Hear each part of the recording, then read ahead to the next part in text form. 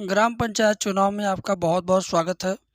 आज के वीडियो में मैं बात करने वाला हूं कि एक प्रधान गांव में कुल कितने तरीके से पैसे कमाता है। प्रधान के पास बहुत तरह के कार्य होते हैं और वह किस तरह के कार्य में कितनी कमाई कर सकता है, इसके बारे में तो आज मैं जानकारी दूंगा ही। साथ ही साथ पूरे 5 साल के कार्यकाल बीतने तक वह प्रधान कितना पैसा कमा सकता है, इसकी भी पूरी जानकारी आपको इस वीडियो के अंदर मिलेगी। और दूसरी बात, अगर आप ग्राम प्रधान की कमाई के बारे में, ग्राम प्रधान की इनकम के बारे में जानना चाहते हो तो इस वीडियो को आखिरी तक देखना, क्योंकि इसमें पूरा डिटेल में मैं कम से कम 20 प्रकार के ऐसे कार्यों का नाम बताऊंगा जिसमें प्रधान इन्वॉल्व होकर के कार्य भी कराता है और उसी से संबंधित कमाई भी करता है। तो कुछ ऐसे प्रधान होते हैं जो कार्य पर ध्यान कम, अपनी बचत और कमाई और भ्रष्टाचार पर ध्यान ज़्यादा देते हैं, और कुछ ऐसे भी प्रधान होते हैं जो अच्छे तरीके से कार्य भी कराते हैं और अपने लिए धन भी बचाते हैं। तो दोनों तरह के जानकारी आपको इस वीडियो के अंदर मिलने वाली है, तो इस वीडियो को आखिरी तक आप देखें, समझें और जानकारी प्राप्त करें। सबसे पहली बात, 15वां वित्त आयोग इस वक्त चल रहा है। 15वां वित्त में क्या क्या कार्य होता है वो बताऊंगा। उसके बाद नरेगा से संबंधित बताऊंगा। उसके बाद आवास से संबंधित बताऊंगा। उसके बाद और भी जो अन्य मद होते हैं, सारे मदों के बारे में मैं आपको बताऊंगा। तो अगर आपके पास 15 से 20 मिनट का समय है तो इस वीडियो को ज़रूर देखिए, और अगर 20 मिनट से कम समय है या 15 मिनट से कम समय आपके पास है तो यह वीडियो शेयर करके व्हाट्सएप में किसी को भेज दीजिए, ताकि व्हाट्सएप में जाके आप दोबारा देख सकें। तो चलिए इस वीडियो की शुरुआत करते हैं। सबसे पहले हम जानते हैं कि 15वां वित्त में कौन कौन सा कार्य होता है। 15वां वित्त में नाली निर्माण का कार्य होता है और नाली मरम्मत का भी कार्य होता है। तो नाली निर्माण अगर नया नया होना है तो उसके लिए सीमेंट की ज़रूरत होगी, ईंट की ज़रूरत होगी, मज़दूरों की ज़रूरत होगी, मिस्त्री की ज़रूरत होगी, और वीडियोग्राफी करने के लिए, फ़ोटोग्राफी करने के लिए किसी एक टेक्निकल असिस्टेंट की ज़रूरत होगी। तो इन सारी ज़रूरतों को पूरा करने के लिए प्रधान अपने खाते से 15वां वित्त आयोग से पैसे निकालता है, और 100 मीटर अगर नाली बनाना है तो 100 मीटर नाली बनाने में अगर उनका खर्च, मान के चलिए कि अगर 1 लाख रुपए है, तो वह उस खर्च को 3 गुना, 2.5 गुना, 4 गुना करके दिखाते हैं और 1 लाख के खर्च को 3.5 लाख, 3 लाख तक बताते हैं। अब ये मान लीजिए अगर 1 लाख का खर्च है, उसको 3.5 लाख दिखा दिया गया, तो उसमें 2.5 लाख रुपए की बचत हो गई। तो नाली निर्माण अगर 100 मीटर ही कोई प्रधान करा रहा है तो उसमें भी वह मनमानी करना चाहे तो वह इस तरीके से मनमानी कर लेता है। अब आप लोग जानते होंगे कि आज के समय में कौन इतना ईमानदार है कि वो मनमानी ढंग से कमाएगा नहीं, कमाएगा ज़रूर। और मटेरियल भी डुप्लिकेट रहेगा, बिल वाउचर भी बहुत तगड़ा बनाएगा ताकि मटेरियल में कमा सके। बिल वाउचर को अधिक से अधिक बढ़ा चढ़ा के लिखेगा तो उसमें भी वो कमा सके। ये रहा नाली निर्माण कार्य। और कहीं अगर नाली 10 मीटर, 5 मीटर या 1 मीटर टूटी फूटी है तो उस पूरी नाली को वह नाली मरम्मत के नाम पर 60,000, 70,000, 50,000, 40,000 रुपये निकाल करके 10 दिन, 15 दिन का कार्य दिखा देगा कि ये 100 मीटर की नाली थी जो 2 साल पहले बनी थी, इस वक्त वह टूटी फूटी हालात में थी और इसकी मरम्मत में इतने रुपए खर्च हुए। अब आप सोचिए ज़रा, सिर्फ अभी तो मैंने बताया कि नाली निर्माण में, नई नाली बनाने में या बनी हुई पुरानी नाली का मरम्मत कराने में प्रधान कितना मोटा पैसा कमा सकता है, और कमाते भी हैं लोग। बहुत सारे लोगों का शिकायत इसी बात को लेकर के रहता है। अब मैं बात करता हूँ सीसी रोड बनाना। सीसी रोड बनाने के लिए कितने का मसाला, कितना सीमेंट, कितना बालू, कितना छड़, कितना मजदूरी, कितना मिस्त्री, और उसके लिए मिट्टी पटाओ। अगर 200 मीटर का सीसी रोड बना रहे हैं तो 200 मीटर के सीसी रोड बनाने में जो लागत आएगी उसमें भी वो 2.5 गुना, 3 गुना, 4 गुना, 3.5 गुना इस तरीके से बिल बाउचर बन लगाएंगे। ईंट कहाँ से लाए हैं, ईंट लाने वाले से अगर 4 टाली ईंट लाएंगे तो उसके बिल पर कम से कम 7 टाली 8 टाली ईंट का बिल दिखाएंगे। सीमेंट अगर 10 बोरी लाते हैं तो 30-35 बोरी, 50 बोरी भी लिखवाते हैं। मजदूरी में अगर 4 दिन कोई मजदूरी करता तो उसका 14 दिन भी लिखा देते हैं। तो जो पैसा एक्स्ट्रा दिखा के गवर्नमेंट के खाते से निकाल करके अपने गांव के लिए अपने नाम पर कमा रहे हैं, तो ये सारी काली कमाई है। अगर कोई ईमानदार छवि का प्रधान है तो जितने का कार्य है उतने ही कार्यों में वह उसी बजट में काम भी करा देगा। उसी बजट में 10-20 हज़ार अपने निजी खर्च के लिए, गांव के विकास या पंचायत के विकास के लिए जो खर्च हैं, निजी प्रधान के खर्च हैं, वो उसको बचा लेता है। तो कहने का मतलब कमाने का और बचाने का कोई हद नहीं है। अभी मैंने आपको सिर्फ 2 मत बताया, सीसी रोड। इसके बाद आप आ जाइए इंटरलॉकिंग। अभी मैंने सिर्फ नाली का, सीसी रोड का, इंटरलॉकिंग का 3 ही का नाम लिया। अब आप ज़रा सोचिए कि आपके गांव में कितने सीसी रोड हैं, कितने इंटरलॉकिंग हैं, कितने नाली नए निर्माण हुए, कितनी पुरानी नालियाँ बनी हुई हैं। पुरानी नालियों का आप मरम्मत हकीकत में देखें चाहे ना देखें, प्रधान के कागज़ में पुरानी नालियों का मरम्मत होता रहता है। क्यों होता रहता है? क्योंकि उसे तो मरम्मत के नाम पे पैसे कमाना है। मरम्मत ज़मीन पर हो चाहे ना हो, कागज़ में ज़रूर हो जाएगा। तो इसी तरीके से आपका अगला मद आता है प्राइमरी स्कूल का कायाकल्प। कायाकल्प का मतलब प्राइमरी स्कूल के अंदर और बाहर की दीवारों को रंगाई पुताई के माध्यम से उस पर खूबसूरत कार्टून बनेंगे, उसके अंदर टाइल भी लगाया जाएगा, बाउंड्री वॉल भी लगाया जाएगा, सुसज्जित कमरे होंगे, पंखे होंगे। तो इन सारी व्यवस्थाओं का जिम्मा प्रधान को ही मिलता है, जो 14वां 15वां वित्त के अंतर्गत ये कराते हैं। उसके अलावा ध्यान से समझिएगा,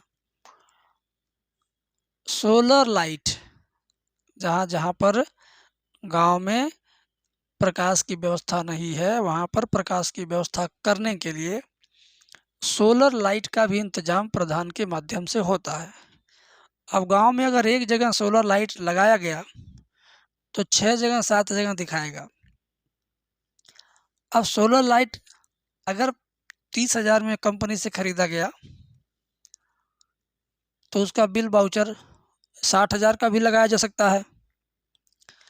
तो इस तरीके से सोलर लाइट लगाने के माध्यम से भी प्रधान बहुत ज़्यादा पैसे कमाता है। अब सोलर लाइट को छोड़िए, अब आ जाइए स्ट्रीट लाइट पर। स्ट्रीट लाइट में भी प्रधान बहुत लंबी चौड़ी कमाई करता है। एक बार स्ट्रीट लाइट लग जाए तो उसके मरम्मत के नाम पर भी 4 साल 5 साल तक पैसे कमाए जा सकते हैं। और ये ज़रूरी नहीं कि स्ट्रीट लाइट लगी है पोल पर तो वो उस पर ही रहे, उस पर से उतार कर मरम्मत के लिए कहीं ले जा करके उसको दूसरे तरीके से बेचा भी जा सकता है। तो ये सारे कारनामे जो मैं बता रहा हूँ ये आज के टाइम पे हो रहा है और लोग कर रहे हैं, लोग इसकी शिकायत भी कर रहे हैं।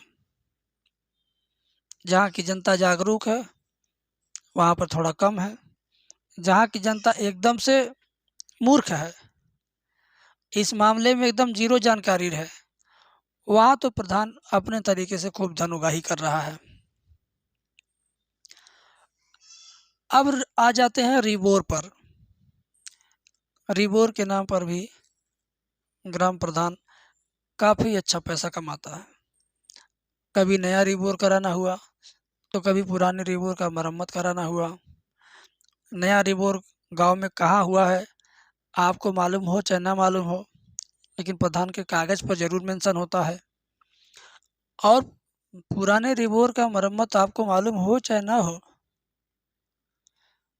वो कहीं ना कहीं कागज़ में मरम्मत का भी काम होता रहता है।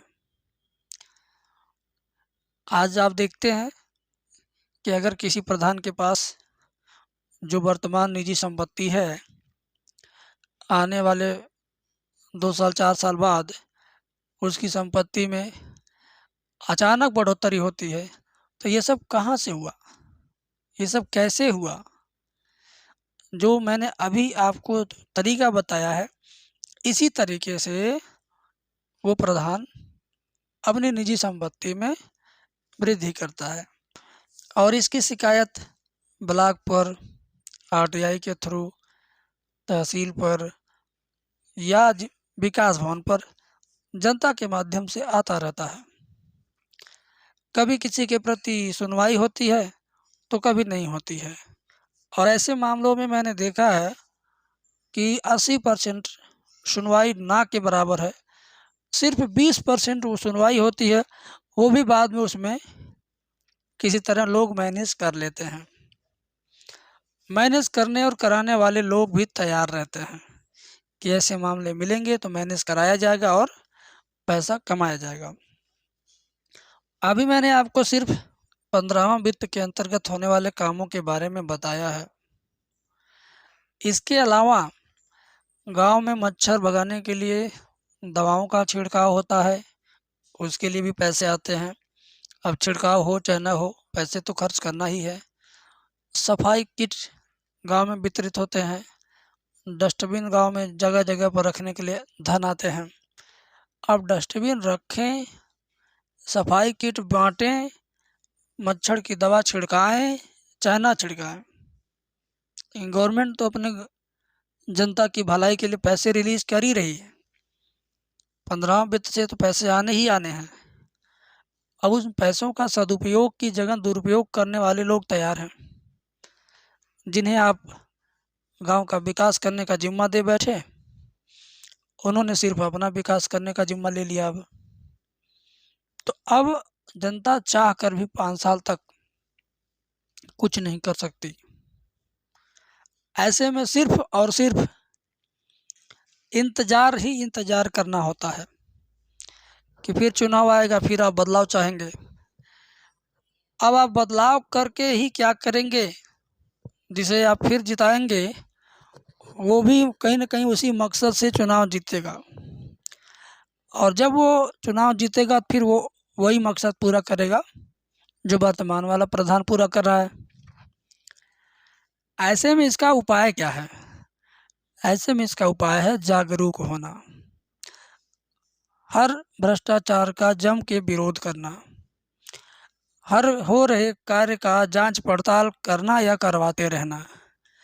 आजकल अधिकारी आपके दरवाजे आए चाहे ना आए, आपकी बात सुने चाहे ना सुने, सोशल मीडिया पर न्यूज़ चैनल वाले ज़रूर आपके दरवाजे पे आ जाएंगे। आप उन्हें फ़ोन करिए, निमंत्रण दीजिए, बताइए, और वे ज़रूर आपके गांव में आएंगे, आपकी बात रखेंगे। आपकी बात जिले स्तर पे, मंडल स्तर पे, प्रदेश स्तर पे प्रसारित होगी। अधिकारियों को मजबूर होकर के उस कार्य को जांच करने के लिए आना होगा, और वे आएंगे, देखेंगे, समझेंगे और रोकेंगे। आप किसी को प्रधान बनाएं, लेकिन उसे मनमानी ढंग से पैसे कमाने के लिए छोड़े न रखें। देखिए, किसी की छवि कभी भी खराब हो सकती है, चाहे वो खुद की आदत से या किसी मजबूरी में। तो जनता का यही काम है कि जो गांव के विकास के लिए पैसा आ रहा है वो जनता का है, और जनता उस पैसे को सही ढंग से खर्च करवाए प्रधान के माध्यम से। जनता कान में तेल डाल के बैठी रहेगी तो प्रधान उसको अपने स्तर से इधर से उधर बंदर बांट करता रहेगा। और अगर जनता जागरूक रही तो प्रधान चाह कर भी किसी तरीके का भ्रष्टाचार नहीं कर पाएगा। आज की वीडियो में जो मैंने आपको बताया कि 14-15वां वित्त के अंतर्गत इतने कार्य होते हैं, और भी कुछ ऐसे कार्य हैं जिनके बारे में मैं जानकारी नहीं दिया हूँ इस वीडियो के अंदर। आने वाले समय में मैं आपको ज़रूर इसके बारे में बताऊंगा।